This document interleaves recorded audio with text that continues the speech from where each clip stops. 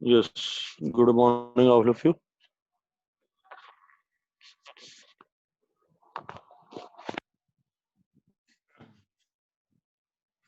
Okay, so we were doing this question in the morning, and many of you have sent its solution. Right now, you can check your solution. I'm just solving it in front of you. You have issued 50,000 shares, so this total will be written here.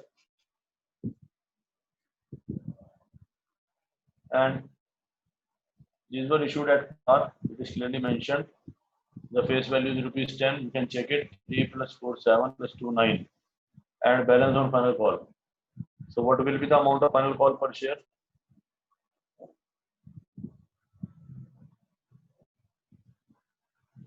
Yes, it will be rupee 1.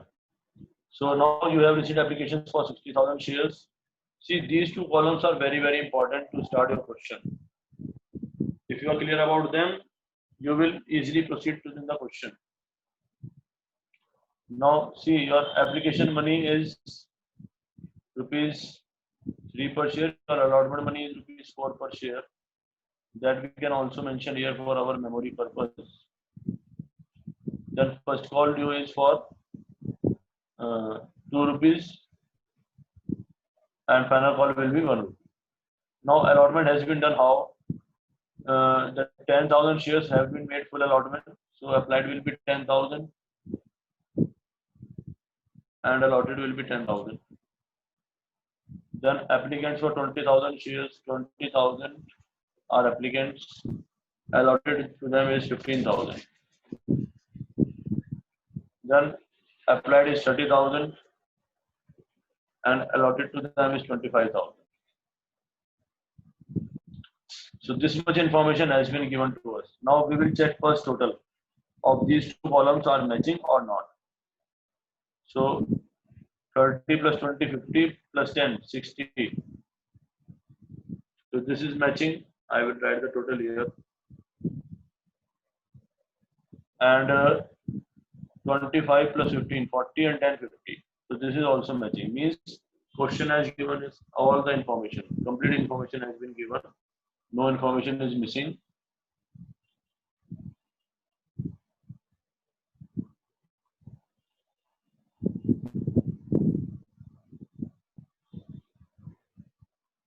Okay. These two lines we will keep for the shares which are not paying us complete money for our further calculations. Okay. Now we will find out the difference. So this is full allotment category, so the difference will be nil. Then 20,000 minus 15,000, difference will be 5,000. I want reply from some new students. Those who were not earlier participating, they try to participate, they try to respond. So that it will be clear that yes, you are also understanding these calculations. 30 minus 25,000, again it will be 5,000. So this is the excess applications which we have received. Now we will convert them into application money also. So first I will calculate the first journal entry amount multiplied by 3. Application money per share is rupees 3. So the first journal entry will be here. It is very simple journal entry for each and every question. Bank account debit, but still you need practice. So it will be 1,80,000.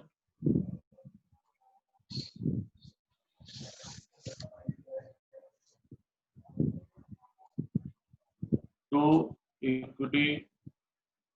The question can also be about preference shares also. To equity share application account. So keep yourself conditioned to that also. Equity share application account. 1,80,000. Then second journal entry will be equity share application account debit. 1,80,000 to be adjusted. In first step, I will advise those who are not able to do it, they should practice this table till this column, action column, and they should try to complete these two first journal entries. And try to practice them from your illustrations so that you will be able to understand where you are doing mistake. To equity share capital account.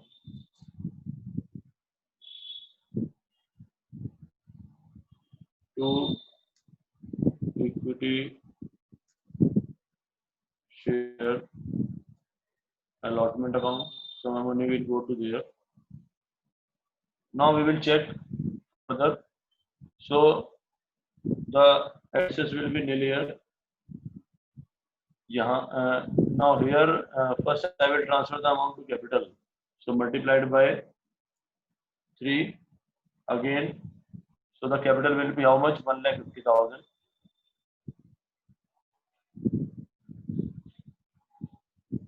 If you will reply me, that will be better. Again and again asking for the reply is not a good thing. Yes. Equity share allotment account. Now these two categories are of pro rata allotment. You have given 15,000 shares to the applicants of 20,000 shares. You have given 25,000 shares to the applicants of 30,000 shares. So we will multiply them by also application money 3. So it will be 15,000 and it will also be multiplied by 3. So their excess will also be 15,000. So total excess you are having 30,000. Now I have to decide what to do. Should I transfer it to allotment or some money will be left in for calls also. So first see the question what it is saying about the excess. All excess amount paid on application is to be adjusted against amount due on allotment. So you can use only on allotment, not on calls. First thing. But for using money on calls, money should be available first. So now see first I will check from here number of shares allotted multiplied by allotment amount per share. Allotment amount per share is ₹4. So that will become 20,000. I need 20,000 from them on 60,000. 15,000 60,000. I need 60,000 from them on allotment, but they will be paying me on. They have paid me in advance only 15,000. So obviously this 15,000 will get exhausted in allotment only. In fact, I have to ask some more payment from them even on allotment, despite they have given me advance. 25,000 multiplied by 4.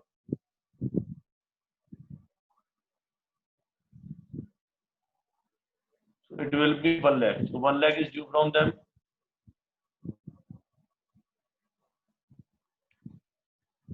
Now 1 lakh is due from them, but I have only 15,000 in excess. So that's why again this 15,000 will get exhausted in allotment only. So I am very sure that this 30,000 will go to allotment. That's why I am sure about this, because I know from this table that I don't have even first thing that I don't have any excess beyond the allotment in this question. Even if I am having any excess, then the question is not permitting. If I would be having some excess more than this 60,000 or 1 lakh, that has to be returned to the investor just after the allotment. So that has to be returned at the time of allotment, because the question is not authorizing me to use the excess money on calls. So now this way the second entry is also complete. Some of you may be having a doubt that why bank account is not there. So bank account is not there because of the reason that we have not rejected any of the applications. Either we have made full allotment or either we have made pro rata allotment. So because nil allotment is not there, that's why bank account is not there. In only two situations bank account can be there. Either there should be some nil allotment or there should be some excess beyond the allotment that we can't use on calls. Only in that situation bank account will be there. Now allotment due from them will be also calculated multiplied by 4. So allotment due from them is 40,000. and now I can check it from this here also, multiplied by 4. So it will become 2 lakh. Some of the students called me yesterday. They were confused about how to do this table, how to complete this table. That's why I am revising it again. So if they are clear now, how to do the procedure, what is the procedure, they can let me know in the chat box that yes sir, now we are clear. And you can watch the videos. Videos will help you and follow the steps, step by step. Draft your own rules. Okay. Now allotment received. So allotment received, they will pay us 40,000 because 40,000 is due from them.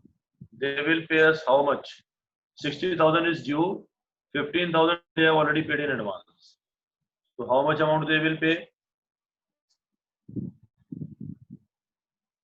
Okay, if you feel that is easy, you can do that.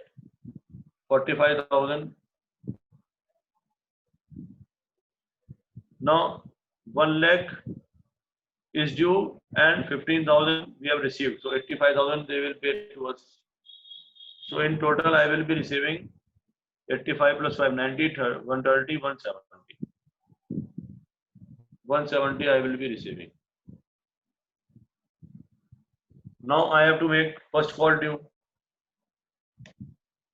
So if I want to make first call due, I will multiply these shares allotted by first money.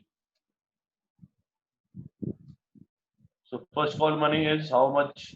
Let me.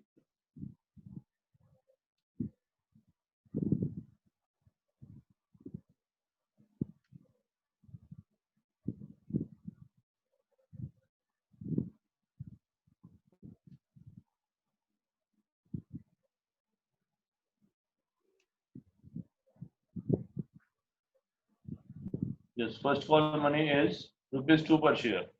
So multiplied by 2, multiplied by 2, and multiplied by 2.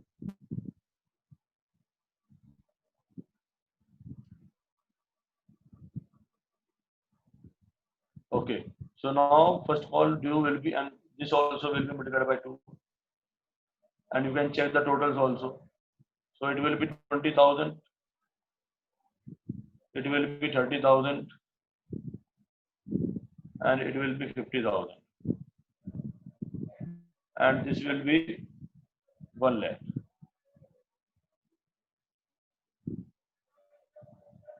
So now you can check the totals also. That total is also coming 1 lakh. That means your amounts are correct. Now they will be paying us same amount, 20,000, 30,000. Whatever shareholders has not paid us, for that we will make a separate row and we will adjust the amounts accordingly. So the total amount received will also be 1 lakh till now. For final call, I have not made the table here. You can extend it further in the same manner. First, calculate the amounts due multiplied by 1 and then write the same amounts in final call received also. Okay. Now see, we have done the question till here. The shares were fully called and paid up. Till here we have done the question. Now it is saying further, accept the amount of allotment, first call and final call not paid by those who applied for 2,000 shares of the group applying for 20,000 shares. Now first thing which question is informing that allotment money, first call money and final call money is not paid by some shareholders. The second thing is informed that some of the shareholders were there, those who have applied for 2,000 shares. They have not paid us allotment first and final call.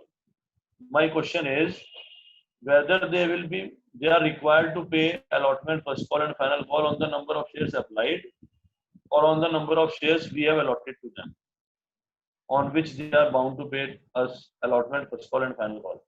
I need at least 10-15 responses.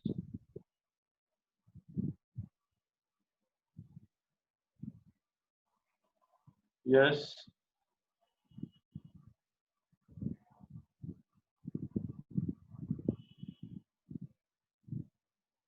Yes, obviously they are bound to pay us on allotment. number of shares allotted. So this is number of applied given. So this information is given this time. And now because there are two pro rata categories, so I should be knowing in which category they are lying. So they are clearly told that they are in the group of this category, 20,000 applying category. So from the ratio, in fact, you can directly calculate it, that will be 1,500. And we can use the formula also. So rest of the part we will be doing tomorrow. Till today, please first practice this much table so that you will be able to make it stepwise. Rest of the steps we will do tomorrow.